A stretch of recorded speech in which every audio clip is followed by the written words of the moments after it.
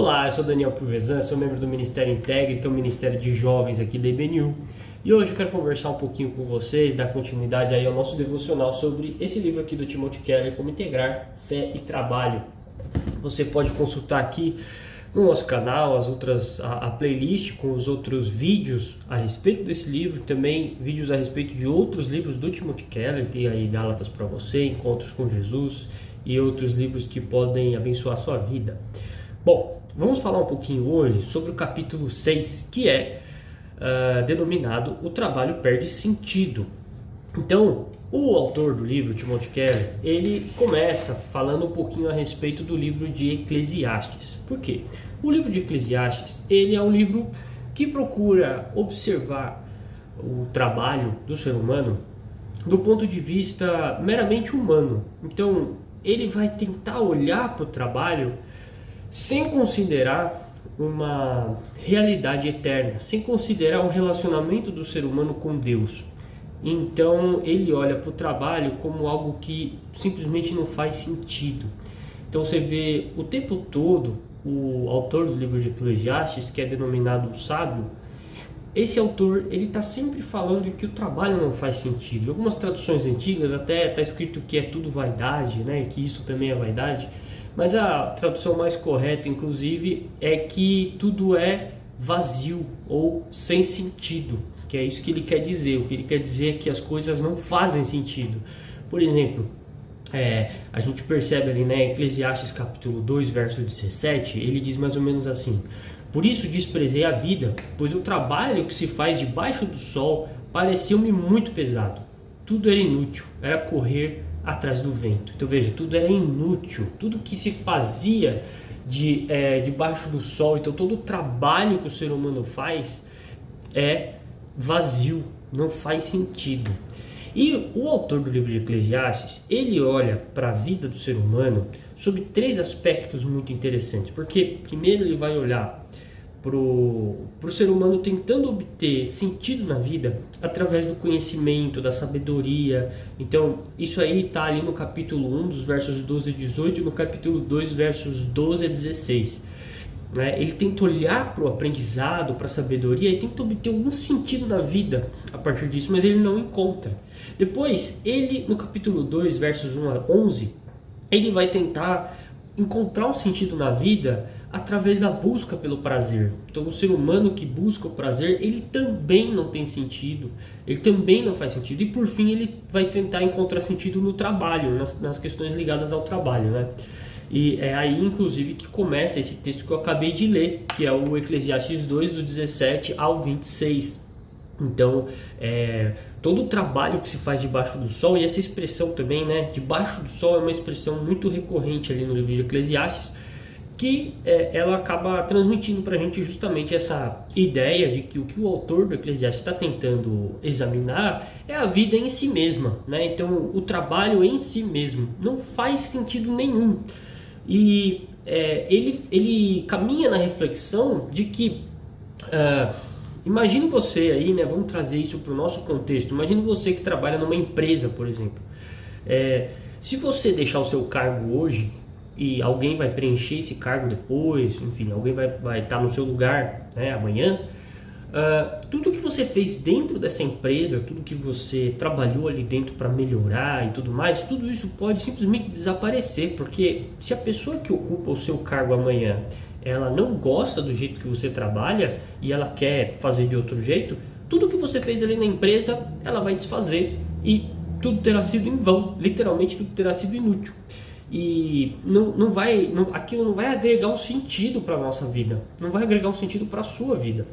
Então, em última análise, tudo que a gente faz, pode ser a pessoa mais famosa do mundo, a pessoa mais conhecida, tudo que ela trabalhou, tudo que ela fez, se a gente for pensar nas últimas consequências disso tudo, a gente vai ver que um dia a civilização vai deixar de existir e a pessoa pode ser o melhor trabalhador do mundo, o cara mais famoso do mundo, vai desaparecer, porque a civilização pode desaparecer. Então, a gente tem essa característica muito interessante a respeito do trabalho. O trabalho ele não faz sentido, por isso que o autor do Eclesiastes ele trata tanto desse assunto. E é engraçado porque Muitas pessoas até poderiam olhar para o livro de Eclesiastes e pensar, rapaz, mas como que esse livro foi parar na Bíblia se ele é tão pessimista, né? Se ele está toda hora falando que nada faz sentido, tudo é vão, tudo é vazio. Mas o fato é que o livro está tentando nos chamar a atenção de que aquilo que acontece debaixo do sol, as coisas que estão acontecendo aqui na Terra, tudo isso é transitório. Inclusive o trabalho. E o trabalho ele acaba consumindo muito o nosso tempo. O autor do Eclesiastes ele vai chegar no capítulo 4, verso 8, e ele vai falar um negócio muito interessante sobre essa situação envolvendo a transitoriedade e como o trabalho ele consome o nosso tempo e até seduz as pessoas a negligenciar a família, a negligenciar outras coisas da vida pelo trabalho. Olha que interessante, ele diz assim, Eclesiastes 4, 8. Havia um homem totalmente solitário, não tinha filho nem irmão, trabalhava sem parar. Contudo, os seus olhos não se satisfaziam com a sua riqueza. Ele sequer perguntava, para quem estou trabalhando tanto? E por que razão deixo de me divertir? Isso também é absurdo. É um trabalho muito ingrato. Então veja, algumas pessoas elas acabam sendo tão consumidas pelo trabalho que elas se tornam aqueles famosos workaholic, né? Trabalham por uma espécie de vício e isso também não faz sentido. A pessoa trabalha vazio, trabalha para um vazio, né? Ela trabalha por trabalhar, não tem sentido nenhum. E o Timothy Keller ele acaba nos alertando algumas questões envolvendo tudo isso e também a escolha do trabalho, porque como que nós vamos escolher o nosso trabalho? E é aí que a coisa vai começar a fazer sentido, né? Porque a gente escolhe a nossa profissão baseado naquilo que vai trazer algum sentido para a gente. Então tem três principais focos que os jovens eles enxergam, três principais categorias que os jovens enxergam na hora de escolher um trabalho. Então a primeira categoria seria aqueles empregos que pagam bem. A segunda categoria seria aqueles empregos que atendem necessidades sociais. E a terceira categoria seriam aqueles empregos em alta. E empregos em alta seria algo do tipo youtuber, né? Alguma coisa que agora está fazendo muito sucesso, mas a gente não sabe o que vai acontecer com esse emprego no futuro. E aí, a maioria dos jovens, as pessoas que estão escolhendo uma profissão, a maioria dessas pessoas vai se preocupar com o prestígio e com a posição social que aquela profissão vai trazer. E a gente pode se perguntar o que a Bíblia ensina a respeito disso, né? Então, primeiro, a direção da Bíblia, quando nós olhamos para essas diretrizes que a Bíblia nos dá, nós devemos escolher um trabalho que a gente possa fazer de forma adequada, de forma alinhada com os nossos dons, nossas capacidades, nossos talentos. Então, não adianta nada você ser muito bom em matemática e fazer alguma faculdade ligada a humanas. Talvez não seja a melhor escolha, né? Não adianta nada você ser um cara que gosta de história, português e literatura e aí você vai lá e vai fazer alguma coisa ligada a exatas. Talvez não seja a melhor escolha. Você tem que alinhar a sua profissão com aquilo que você tem a maior capacidade. E aí desenrola o segundo ponto a considerar na hora de escolher um emprego, né? O segundo ponto é que nós devemos servir a sociedade e beneficiar o próximo. Como é que eu vou beneficiar o próximo se aquilo que eu faço não está dentro da minha capacidade, dentro do meu dom, do meu talento, né? Então a gente tem que buscar beneficiar o próximo e dentro de buscar beneficiar o próximo a gente tem que tomar um certo cuidado para que a nossa profissão, a nossa atuação profissional, ela seja algo que evidencie o melhor do ser humano e não o pior do ser humano, né? Então, o Timothy Keller dá um exemplo de uma mulher que tinha uma profissão que ela acabou vendo que aquilo despertava o pior do ser humano porque ela via a profissão dela como algo que incentivava as pessoas a gastarem dinheiro desenfreadamente e sem motivo plausível, né? Então